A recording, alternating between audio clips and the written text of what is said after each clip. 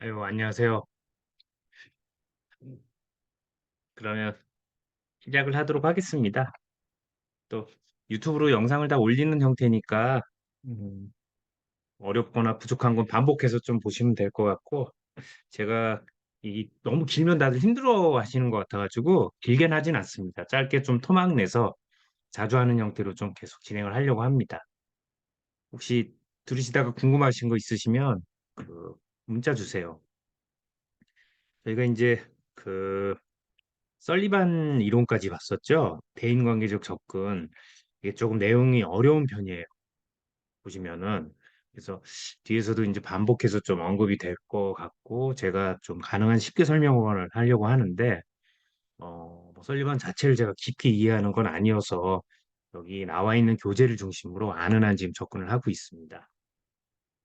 어쨌든 끝까지 한번 가보면 뭔가, 어, 이런 식의 성격 장애 관련해가지고 깊이, 혹은 성격 이론에 관련해서 깊이 설명하는 공부하기가 정말 대학원에서도 쉽지 않지 않나.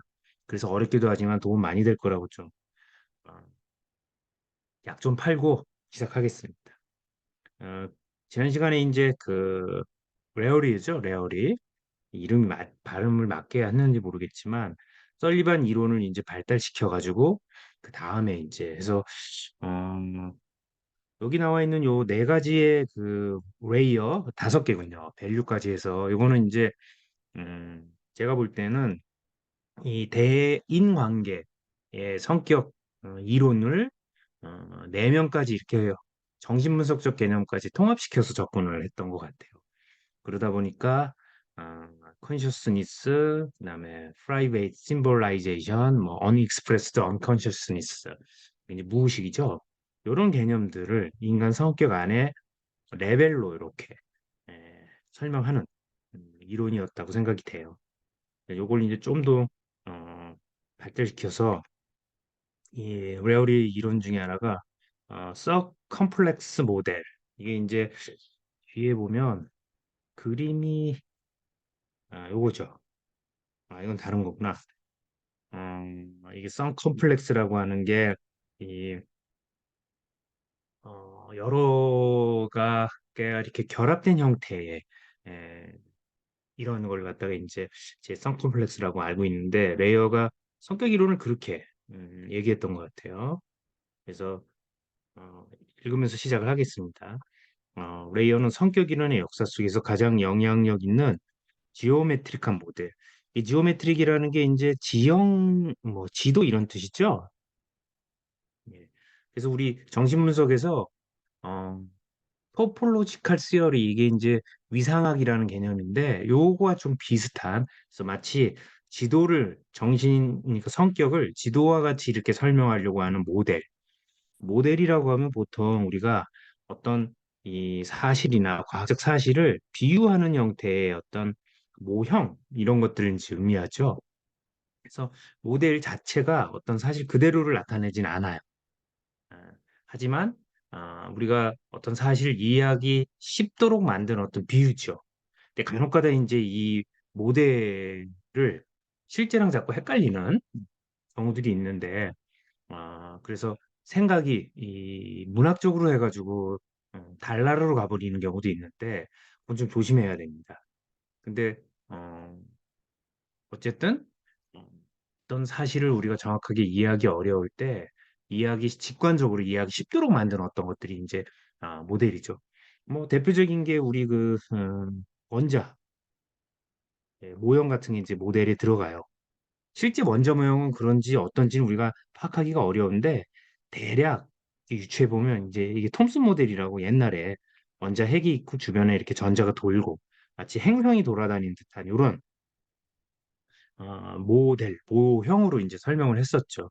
사실 이건 이제 뭐 틀리긴 한데, 그래서 어쨌든 이런 형태로 설명하는 건데, 특히 이게 지도와 같이, 지오메트릭한 모델로 설명하는 게, 웨어리라는 사람의 이론이었다. 그래서 보면 인터퍼스널 서컴플렉스의 발달에도 기여했다. 됩니다. 그래서, 서클의 서 같아요. 서클. 어, 이어있다. 그래서 the circumflex는 종종 대인관계 원으로 불린다. the interpersonal circle 이렇게 이제 공부할 때 이제 그려놨다. 그래서 DSM이 성격 장애들을 관계가 꼭 필요하지 않는 분리된 진단적 법리들을 제시함에 반해 서컴플렉스는 그것의 개념들을 원 위의 세그멘트는 영역이죠. 이렇게 원처럼 돼 있을 때 한 영역 안에 이제 이렇게 놓는 거예요. 아마 이렇게 한 이유 중에 하나가 우리가 성격을 분류할 때 이 범주별로 구분한다는 건 어떤 영역들이 서로 섞이지 않는 형태로 되어 있는데 이 사람은 하나의 성격 요소들이 서로 영향을 줬다 이렇게 봤던 것 같아요. 그래서 어, 서컴플렉스는 그것들의 개념들을 원 위의 세그멘트나 시계의 전면처럼 조직한다. 그래서 아마 이렇게 해가지고 예, 성격 요소들을 이렇게 보거나 혹은 원이 있으면 이 안에 이 부분은 어떤 성향이고 이 부분은 어떤 성향이고 그래서 하나의 원 안에 해당되는 영역들이 이렇게 되는 거죠. 조직화한다. 따라서 각각의 성격은 인접한 다른 성격들 간에 천천히 부드럽게 변화된다. 요런 게 이제 차원 이론 같은 거예요. 그러니까 이거는 연속 차원인 거죠. 그래서 이렇게 원으로 돼 있다고 보면 어떻습니까? 예를 들어 이 수준이 내향성이라면 여기가 외향성이라는 이 여기부터 외향성이라면 딱 끊어져서 하는 게 아니라 이게 하나의 연결고리로 되어 있고 천천히 완만하게 변화되어 간다. 그래서 여기와 여기는 극단적인 차이를 보일 수 있지만 여기는 그 차이가 크지 않은 형태죠. 사실 인간 성격이 여기 이런 거에 좀 가깝죠. 예. MBTI처럼 이렇게 사분열 돼가지고 이 안에 들어가는 사람은 다른 사람은 전혀 틀리고 그렇지가 않아요. 사실 인간 성격은 저런 걸 갖다가 차원적 성격과도 유사하다고 볼 수 있는데 이런 식으로 이제 봤던 거예요. 그래서 이 원은 대인관계적 의사소통을 정의하는 것으로 믿고 있는 두 개의 내용의 차원들. 자, 그래서 이게 이제 차원의 얘기가 나오죠.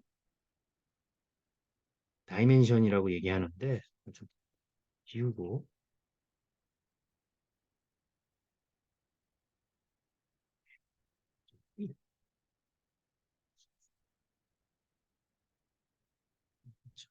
그래서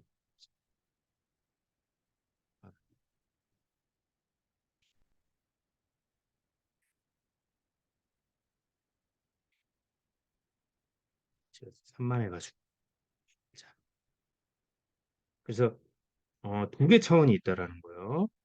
지배, 도미넌스와 협력. 이 크로스됨으로써 만들어진다 해서 아마 여기 그려놨는데 이런 형태가 될 거예요. 아마. 예. 그래서 각 원의 각 부분은 다른 성격의 다른 이름이 주어지지만 지배와 협력의 다른 양상들의 혼합물이라는 거죠. 그래서 이렇게 되면 이제 사분면이 축이 두 개니까 사사분면이 나오는데 이게 원의 형태 안에서의 어떤 사사분면의 개념인 것 같아요. 그림이 여기 없나? 있는 것 같은데 그림 2-1인데 빼버렸나 봐요. 이 사람들이 안타깝네요. 그래서 뭐 여기에 배치되면 요 차원에 해당되는 거와 예를 들면 이게 이제 도미넌스 지배에 해당되는 성향이고 여기에 협력이다 하면 지배도 높고 협력도 높은 사람이 있을 수 있다라는 거죠. 그러니까 두 개 차원은 독립된 차원이기 때문에 둘 다 높거나 둘 다 낮거나 혹은 하나가 낮으면 하나가 높거나 이런 식으로 여러 가지의 레파토리들이 나올 수 있다라는 거예요. 그래서 딱 끊어서 두부 자르듯이 되는 게 아니라는 거죠. 레오리라는 사람은 그렇게 본 거예요. 그냥 이런 것만 봐도 인간 성격을 이해할 때 레오리 같은 경우는 착추 두 개로 이제 본 거죠. 그래서 어, 요 원에서 반대편에 있는 부분들은 반대인 반면, 그치? 여기는 이쪽과 이제 반대가 되는 거죠. 서로 가까이 있는 부분은 밀접하게 연관돼 있다라는 거죠. 이런 것들이 이제 두 개가 높게 나타나는 거고, 이런 경우에는 이제 두 개가 낮게 나타나는, 그렇죠? 그래서 원에서 반대편에 있는 부분들은 반대인 반면 서로 가까이 있는 부분들은 밀접하게 관련되어 있다. 예를 들어 리얼리의 오리지널 원에서 의존적 성격은 협력과 복종의 동등한 수준들로 이루어져 있는 것으로 제시하고 그러니까 의존적 성격이라고 하는 거는 협력과 복종이라고 하는 지배의 반대가 복종이니까 복종이 따로 있는 게 아니라 지배라는 축은 이게 많으면 지배, 적으면 복종. 협력은 높으면 협력, 낮으면 뭐요 독립, 뭐 이런 게 될 거예요. 그래서 동등한 수준으로 이루어져 있는 것을 제시하고, 레어리가 responsible hypernormal. 이건 이제 반응적인 과정상이라고 부르는, 지나치게 정상적이 되려고 하는 걸 우리가 하이퍼노멀이라는 표현을 씁니다. 예, 재밌죠? 정상도 과하면 이건 이제 문제로 보는 거예요. 이런 용어는 사실 대학원 수준에서 나오는 어휘여가지고 좀 알아두시면 좋을 것 같아요. 그리고 요거는 사실은 이제 강박성 성격은 협력과 지배의 동등한 수준으로 이루어져 있다. 그래서 옵세시브다 그러면은 협력하는 거와 지배가 같은 양으로 있는 거예요. 이 영역이 그러면 강박이 되는 거죠. 이런 식으로 이제 분류했다는 거예요. 막 틀리고 전에 이 사람은. 그래서 리어린 또한 인터퍼스널 서클, 잠깐만요. 제가 이거 녹화를 하고 있나 모르겠네. 아, 예. 기록하고 있습니다. 하고도 까먹어요. 요리는 또한 인터퍼스널 서클과 다른 관점들 사이 관계들에 대해서 언급했다. 그런 네 개의 사분면은 사분면 네 개 나왔죠. 히포크라테스의 기질들 또는 체액들을 캡처하고 있으며, 캡처라는 건 이제 그런 걸 포함하고 있다는 의미죠. 수평과 수직층의 정신역동의 두 가지 기본적 추동인 성과 공격성을, 예, 그러니까 체액도 요 이거 다시 요거 이해가 조금 어려우실 수 있는데 다시 좀 정리를 하면 이런 거죠. 축이 두 개가 돼 있는데 이 사분면에 해당되는 것들은 체액설에 관련되는 거고, 또 축은 하나는 이제 뭐 협력 같은 거가 일종의 이제 선과 관련돼서 분석에선, 그다음에 음, 지배는 공격성이다라는 개념으로 볼 수 있다라, 이 개념과 유사하다는.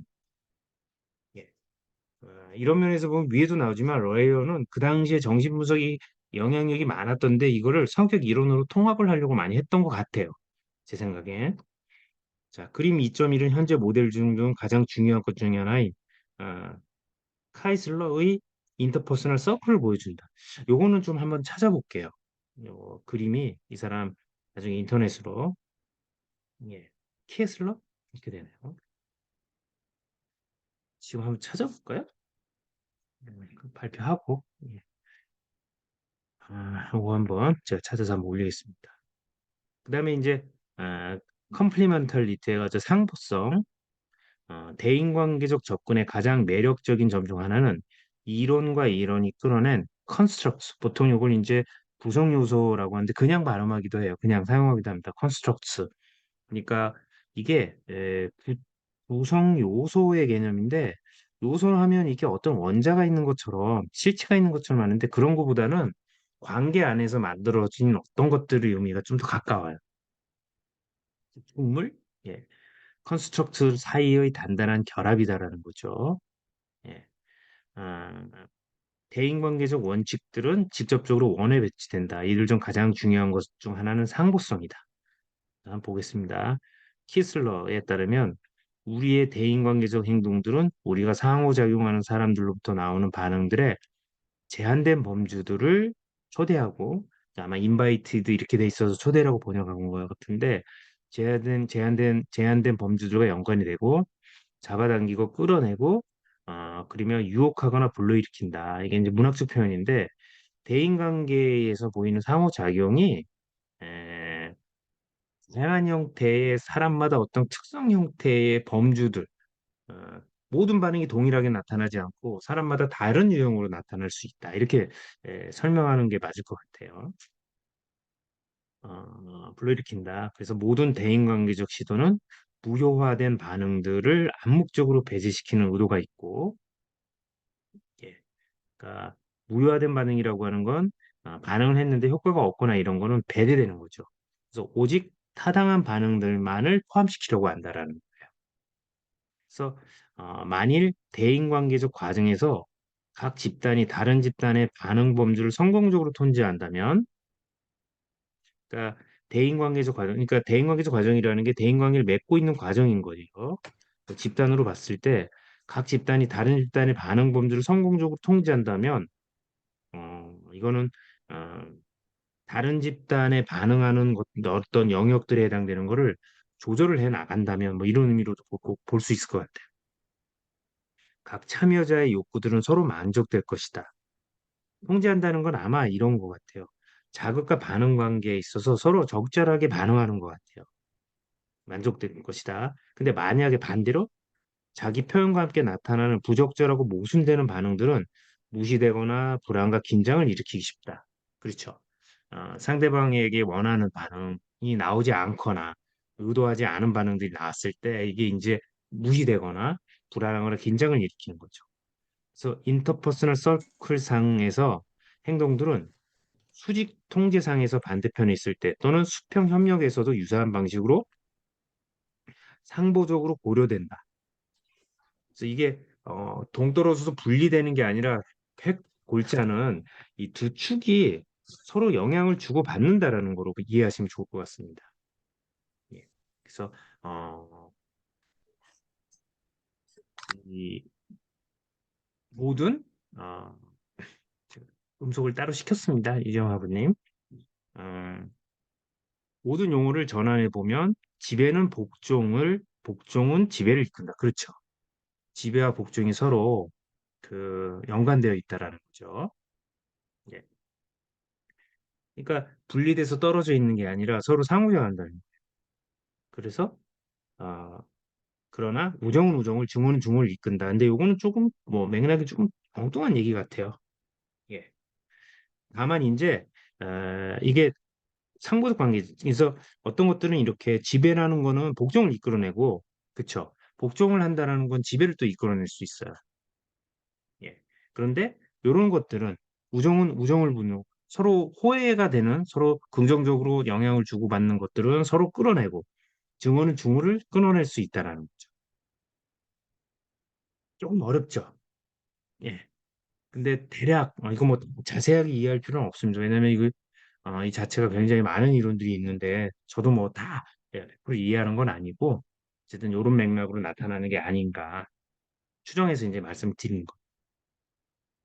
자, 그래서 예, 정상과 이상 노말리티, 어브노멀티, 표상 능력은 이 표상이라는 거는 이제 우리가 예를 들면 사과다, 개다라는 것들을 상징적인 형태로 이제 대신해서 우리가 받아들이죠. 예. 그래서 어떤 사람이 뭐 뭔가 때려 부셨다 그럴 때 그걸 표상한다는 거는 저 사람이 굉장히 공격적이야. 이런 식으로 수상화시키는 형태의 개념이라고 볼 수 있어요.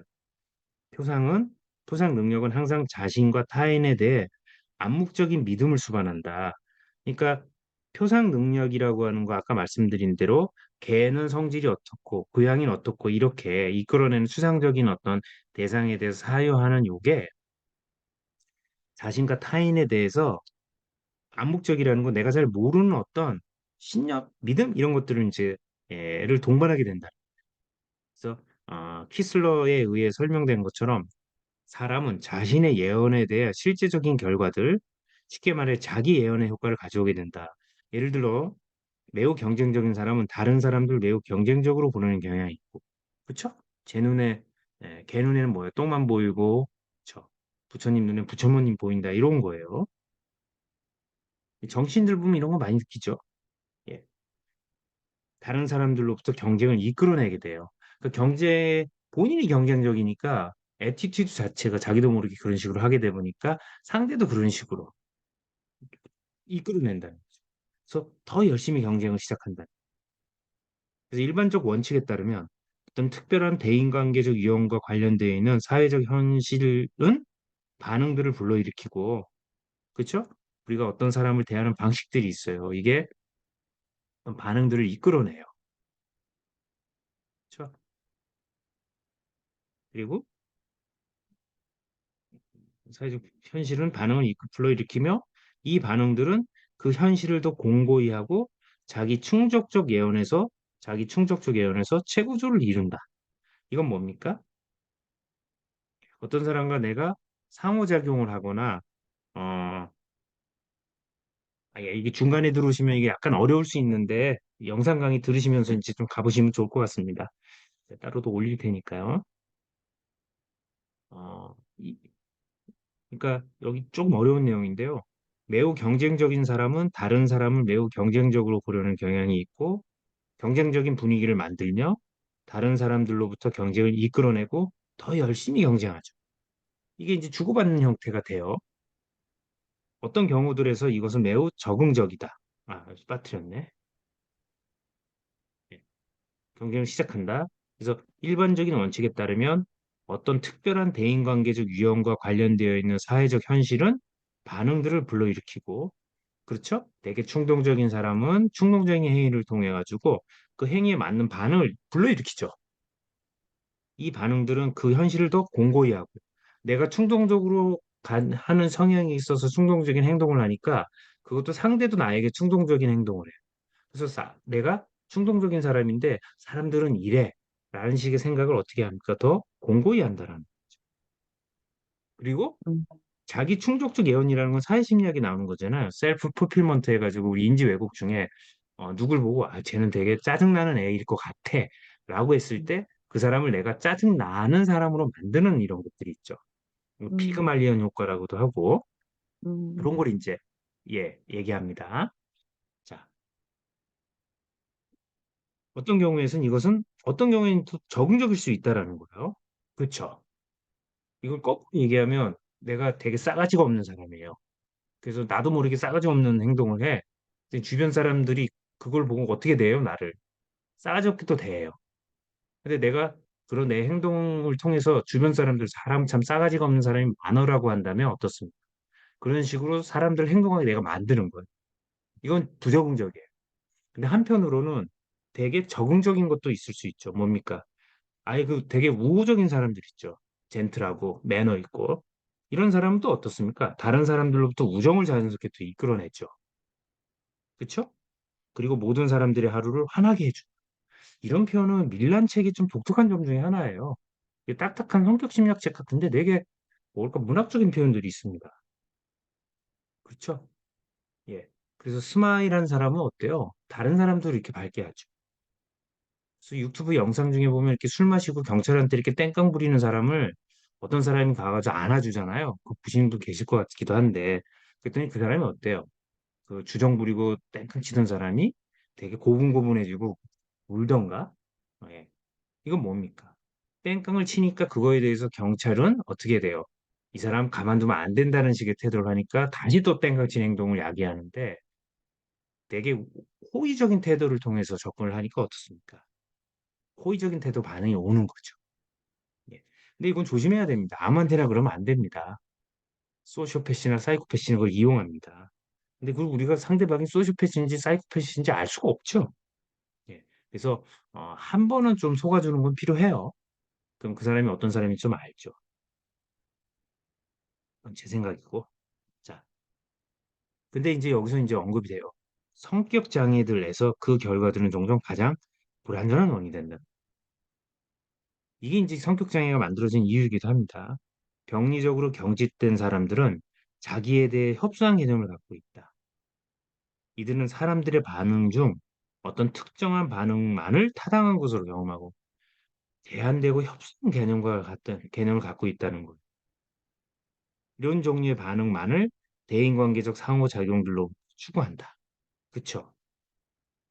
이게 이제 성격 장애의 특징 중에 하나예요. 예를 들어 소쇼 소위 말하는 반사의 성격 장애는 어때요? 사고 구조가 약하면 당한다. 그러니까 굉장히 공격적이고 악의적인 행동들을 인위적으로 해요. 왜? 사람은 다 나쁜 인간들이니까. 그럼 어떻습니까? 그런 반응들을 또 이끌어내요. 추구하게 되고 경쟁하게 되고. 중국에서도 이런 뭐 맥락이 문화적인 게 있죠. 속인 사람보다 속는 사람이 더 문제가 많은 거예요. 뭐 비유를 하면 그렇다고 중국 사람이 다 그런 건 아닙니다. 어쨌든 예가 그렇습니다. 왜냐하면 그들의 욕구들은 강하고 지속적이기 때문이다. 예, 그쵸. 굉장히 집요한 협소한 개념을 가지고 있는 사람, 콘크리트한 사람, 예. 그들의 욕구는 강하고 지속적이기 때문이다. 협소한 자기 개념을 갖고 있는 사람들은 통제나 억압으로 경험될지도 모른다. 그쵸? 욕구를 좀 조절하고 타인과 같이 살아야 되는 거를 되게 책 잡히고 비난받는 거로 생각할 수 있어요. 예를 들어 자기애적인 사람들은 특별함과 우월감을 서포트하기 위해 이거는 이제 에고, 그러니까 나르시스기죠.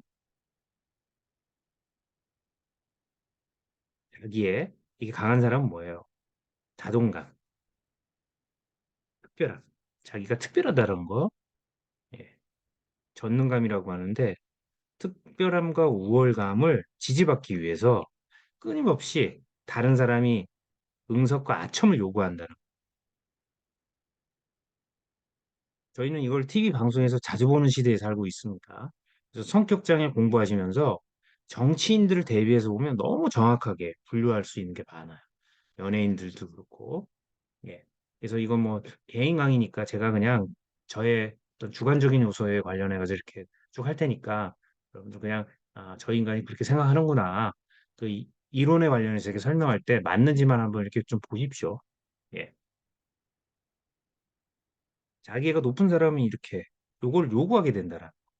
나중에 말씀드리겠지만 깊이 보면 뭡니까? 속이 비어 있는 사람이에요. 실제로 자신감이 없고 소위 말하는 열등감, 컴플렉스가 있는 사람이에요. 그렇죠? 여러분 대대손손 부자여봐요. 그 돈질을 합니까? 그거에 컴플렉스가 없잖아요.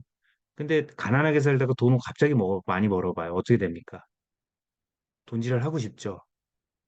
자기가 열등감으로 이건 누구나 다 그래요. 저도 그렇고. 예.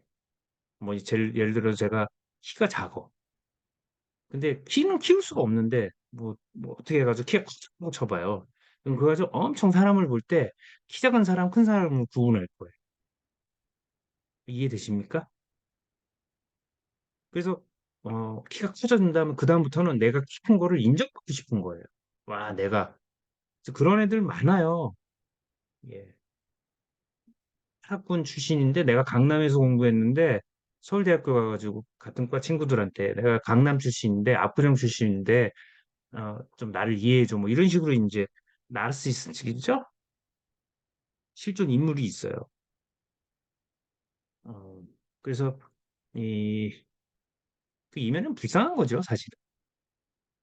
피에슬러라고 하는 한 예로 강박성 성격을 언급한다. 강박성은 이성적이고 논리적이며 통제되는 것으로 나타난다. 그쵸? 자기 통제의 모습으로 나타납니다. 이 사람들은 강박성의 특징은 정서를 억압해요. 그래서 모든 걸 다 사고방식으로 바꿉니다. 사고방식으로 바꾼다는 게 아니라 인지화시켜요. 지성화시키고 합리화하고. 그러나 이에 응하는 사람들은, 그쵸? 강박인 사람과 지내보세요. 꼼꼼하고 막 그런데 하나하나 따지고 그러면 어때요? 피곤하죠? 지루하거나 조급하거나, 그쵸? 평가되는 걸로 느낀다는. 그래서 모더레이트리 하면 이게 마일드, 모더레이트, 시비어인데 모더레이트는 마일드한 건 가벼운 거고 모더레이트는 중간 정도, 시비어는 굉장히 심하게 이렇게 적절하다고 표현보다는 약간 중등도로 경직된 사람들은 여기서는 이제 약간 건강한 측면이에요. 되게 자신이 타당한 것을 경험할 수 있는 사람과 의사소통하고 있다는 것을 깨닫는다. 근데 굉장히 병리적으로 심하게 경직된 사람들은 다른 사람들이 쉽게 자유로워지려는 것을 매우 제한한다. 이거 뭐예요? 이게 꼰대죠. 늙으면 꼰대가 되는 게 아니라 이게 융통성이 떨어지는 모습으로 경직되게 나타난다는 거예요. 정해진 시간에 정해진 걸 해야 되고 이게 장점이 될 수도 있지만 병리적 수준이 되면 다른 사람들이 자유로워지는 것도 막으려고 한다. 그렇죠? 그래서 다음으로 경직된 사람은 불안을 감지하고 다른 사람들이 물러나게 하기 위해 더 열심히 일하고 불완전한 원을 만드는 더 맹렬히 시도한다. 더 강박적이 된다. 어떨 때까지? 완전히 부러질 때까지. 그래서 특별히 스트레스적인 시기에 이러한 사람들은 특별히 스트레스적인 시기라는 건 뭐예요? 살다 보면 힘든 시기가 있잖아요. 강박적 성향이 있는데 힘든 시기를 맞이했을 때 실직하거나 뭐 시험 점수가 낮게 나오거나 예, 내가 이해 못하는 일이 생기거나 누군가로부터 이렇게 공격적인 이런 걸 당해가지고 굉장히 자기가 약하다는 걸 느낄 때 과학습이나 자동적 행동에 의존할지 모르고 과도하게 뭔가 열심히 하는 거예요. 이게 다 뭡니까? 이런 게 불안을 해소하는 방어죠. 그들의 반응의 범위를 더욱 제한하고 그러니까 경직돼 버리는 거예요. 여유를 가지지 못하는 거죠. 아, 그럴 수도 있지. 이렇게 안 하는 거예요. 안 하는 거. 그러니까 이런 경우 어떻게 해요? 자기가 실수하거나 잘못하면 아, 내가 실수했다, 미안하다 이렇게 하면 되는데 못 견디는 거예요, 그거를. 그냥 어떻게 합니까? 반응을 제한하는 거죠. 그런 얘기하는 사람을 공격하거나 이렇게 가는 거. 이게 더 그들을 어떻게 합니까? 더더욱 경직되게 만들고 이 현상은 이런 현상을 갖다가 트랜섹셔널 에스컬레이션, 에스컬레이터 아시죠? 아시죠? 그래서 이게 트랜섹셔널이라는 게 이렇게 트랜섹션이 변형되는 형태로 상승된다는 거죠. 그래서 점점 어떻게 돼요? 심해지는 거예요. 아, 이런 단어는 굉장히 전문 용어인데 GRE 수준에 음, 저도 여기서 공부했지만 트랜섹셔널 에스컬레이션이라고 불립니다. 굉장히 그럴듯한데 한국말로 하면 뭐 전환적 상승 뭐 이렇게 볼 수 있을 거예요. 앞에 나온 얘기예요. 강박이 경향이 높은 사람은 불안한 시기에 스트레스를 경험하면 저 그러니까 스트레스를 경험하는 시기에 불안을 경험하면 과하게 뭔가를 이렇게 하거나 굉장히 기계적인 형태의 행동들을 한다는. 그러다 보니까 유연한 행동을 하지 못하고 반응이 제한된다는 거. 이게 다시 또 경직되게 만드는 거. 더 경직되니까 또 어떻게 해? 또 반응을 더 제한시키고. 그래서 결과적으로 이 사람은 자신의 병리들의 배후에서 힘을 가하게 된다는 건, 이 표현 번역이 좀 직역이라 그러는데 병을 더 심하게 한다는 얘기입니다. 자, 그래서 성격 특질들이 더 크거나 또는 더 작은 정도로 나타나는 것처럼 대인관계에서 행동 또한 강도에 있어서 차원을 갖는다. 그쵸? 예, 그럴 거예요. 그 성격 특질도 강한 게 있고 약한 게 있어요. 같은 외향성이어도 굉장히 외향적인 사람이 있는가 하면 어느 정도 외향적인 사람이 있죠. 그 대인관계에서 행동도 그런 강도의 차원을 갖는다는. 자, 그래서 정상적인 사람들은 자신의 행동들을 상황이 요구하는 것에 적절하도록 조절한다. 유연하죠. 예를 들어 위기 상황은 필수적으로 극도의 반응을 이끌어낸다. 그러나 어떤 사람들은 항상 과활동하고 있고 결과적으로 그들은 항상 긴장되어 있으며 행동들을 과도하게 컨포메이터리한 범주로 한계하게 만든다. 행동들을 너무 확실한, 이게 컨포메이터리가 아마 확실한 이런 뜻일 거예요. 경직된. 그러니까 어, 명확하고 모호한 거를가 아니라 너무 지나치게 명확하게 하려고 한다는 반응 범주를 환기하게 만든다. 예를 들면 거의 모든 자기애성 성격은 우월한 태도를 나타내지만 몇몇은 다른 경우보다 더욱 거만한 형태로 나타낸다. 그래서 그림 2-2-, 이거 찾아봐야겠네. 그림 2.1에서 제시하고 있는 1982년 인터퍼스널 서클은 정상 범위 내의 사람들에게 다른 라벨이에요, 라벨들을 제공한다.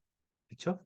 그러니까 정상 범주에 있는 사람들도 여러 가지 레이블을 한다라는 거죠. 그리고 이 라벨들은 병리적 극단에 더 가깝다. 어떤 것들은 예를 들면 신뢰하고 용서하는 사람들은 잘 속으면서 동정심이 많으며 외향적인 사람들은 광적으로 사교적인 것이다. 요것을 구분하게 한다라는 이 경직성에 의해서 예, 강도 차원에 의해 가지고 이게 정상 범주인데 이게 강도가 심하게 되면 이런 식으로 나타난다라는 걸 이해할 수 있을 것 같아요. 예를 들면 신뢰하고 용서하는 사람들은 잘 소통했고, 예, 경직성과 강도는 오브노멀리티를 판단하기 위한 두 개의 중요한 대인관계적 기준들을 적용한다. 어떤 사람들은 리지디, 굉장히 리지드하다는 건 이제 경직된다는 의미도 되고 느리고 뭐랄까 견고하고 둔하고 리지드하고 인텐스하며 예민하고 민감한 거죠. 이는 어, 보스월드에서 가장 심각한 것이다. 이거는 양쪽 세계라고 하는데 아마 이 경직성과 강도에 대한 부분인 것 같아요. 그렇죠? 그래서 이 성격 장애의 병리 중에 경직성과 강도가 여기 나오는 대인관계 이론 중에 어, 이 정상 비정상에서 키슬러의 이론, 이 대인관계 인터퍼스널 어, 이론에 대한 부분을 이렇게 설명을 하고 있습니다.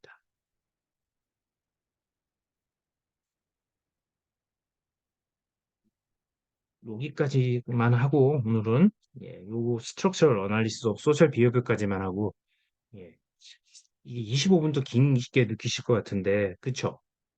40분 정도가 적당한 것 같은데, 한 4분 남았으니까, 이거 마저 하고, 어렵죠? 혹시 질문 있으면 질문 주시고요. 좌우에 톡으로라도 좀 주세요. 대인관계 이론의 한 독창적인 현대적 발전은 벤자민이라고, 이분 유명한 성격학자예요. 벤자민 프랑클린 아닙니다. Structured Analysis of Social Behavior, 사스? 이렇게는 안 읽겠죠? SASB가 많을 것 같은데, 사회적 행동의 구조적 분석. 그래서 SASB는 단일한 기하학적 모델 내에서 대인관계적 행위, 대상관계, 자기 심리학의 통합을 추구한다. 이거 엄청난 거예요. 왜냐면 대인관계 이론, 그다음에 대상관계 이론 있죠. 정신분석에서. 그다음에 코어실에 자기 심리학이 있어요. 이것도 분석 이론 중에 하나인데 모던한 이걸 통합한다는 거죠. 그 기원에 대한 그녀의 지적처럼 벤자민은 인터퍼스널 여성인가 봐요. 인터퍼스널 서클과 다른 영향력 있는 모델인 부모 행동에 관한 셰퍼의 서컴플렉스의 통합을 시도하였다. 예. 대인관계의 그 아까 앞에 나온 원과 부모 행동을 이렇게 통합시켰나 봐요. 벤자민이 언급한 것처럼 이들 둘 모두 중요한 역할을 하였으며 임상적 이론과 연구에 의해 지지되었다. 더구나 둘 다 협력적인 어필리에이션을 수평축으로 갖고 있다. 어필리에이션이 무슨 뜻이죠? 이거 한번 찾아보시겠습니까? 오늘은 요 단어 못할 것 같네. 패러그래프 몇 개만 더 보고. 그래서 어, 전통적인 인터퍼스널 서클 레오리의 원은 복종과 협력이라 그랬나요? 복종과 뭐였죠? 지배. 지배와 복종. 그다음에 뭐였죠? 헷갈려. 중요한 두 개의 축이 뭐라 그랬죠? 복종과 지배와 복종. 음,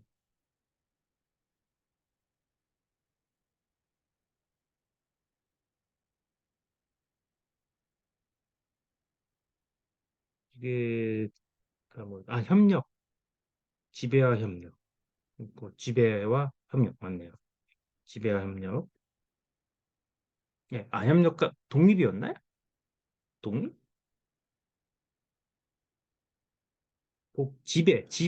지배와 복종, 협력과 뭐 독립 이거죠. 이두 개예요, 두 개. 두 개 쳐. 지배와 협력. 예, 지배와 협력입니다. 자, 전통적인 인터퍼스널 서클인 레오리의 원은 복종을 통제 반대로 위치시켰죠. 그렇죠. 한 차원에서 이렇게 해가지고 여기가 복종이면 그 끝에는 지배가 있다 그랬어요. 그러나 셰퍼는 어토노미 기빙으로 두었다. 어토노미 자율적으로 주는 거라는 의미예요. 자율적 유기 뭐 이렇게 됐어요. 나눌 수 있겠네요. 그러니까 통제 반대 복종을 통제 반대로 했는데 아마 이게 통제 반대는 어토노미 기빙으로 돼 그러니까 축이 다른 거죠. 예. 그러니까 양 끝이 다른 거예요. 그래서 모든 부모가 알고 있듯 아이를 통제하는 것과 결국에 통제를 포기하는 것 사이에는 기본적인 텐션이 있는데 그쵸? 긴장 관계가 있어요. 아이를 통제하려는 거, 통제를 포기하는 거. 그러니까 아이를 그냥 놔두면 돼야 되는데 놔두지 못하는 거에 대한 불안감 혹은 반대도 있죠. 통제되는데 통제하는 거에 대한 불안감도 있는 두 개의 긴장감이 있다는 거예요. 이는 아이들이 자신의 운명의 주인들로 한 사람의 성인으로 선정하도록 하기 때문에 그렇죠. 부모들이 점차 자율성을 허용할 때 아이들은 그들 자신의 내재되어 있던 잠재력을 현실화시키기 위한 지니어스 셀브스 이게 셀브즈네요. 프리를 완성한다. 그러니까 천재적인 셀프예요. 셀프의 자유 뭐 이런 의미. 그러니까 아이들이 자기의 능력을 발휘하거나 이럴 때 자기 스스로가 자유로워져야 되죠. 이럴 때 부모가 자율성을 허용해야 돼요.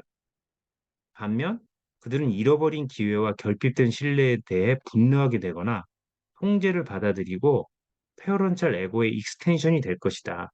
이건 번역이 좀 엉터리인 것 같은데 이게 요 그러니까 자율성이 주어져가지고 자기 잠재력을 발휘하기도 하지만 이게 자율성이 주어졌을 때 내가 예전에 자유롭지 못했던 거에 대한 기회와 그거가 기회가 결핍된 거에 대해서 분노하게 되거나 이렇게 되거나 혹은 나는 자율성을 갖지 않을 거야 통제하면서 부모가 가지고 있는 에고의 익스텐션스라고 하는 거는 대형 확장된 어떤 개념이 된다라는 거예요. 자기 자신이 독립하지 못하고 이걸 이제 정신역독적 관점에서 이러한 긴장을 분리개별화라는 아이디어로 표현되었다라는 거예요.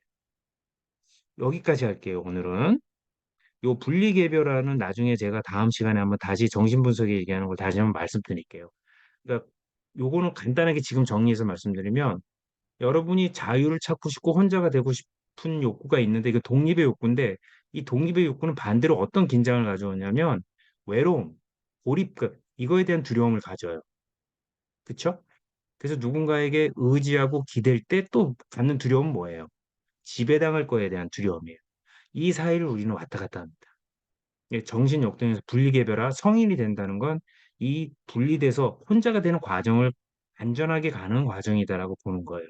언제까지? 죽을 때까지. 그쵸? 이건 서로 약간 모순된 요소들이라고 볼 수 있습니다. 오늘은 여기까지 하겠습니다.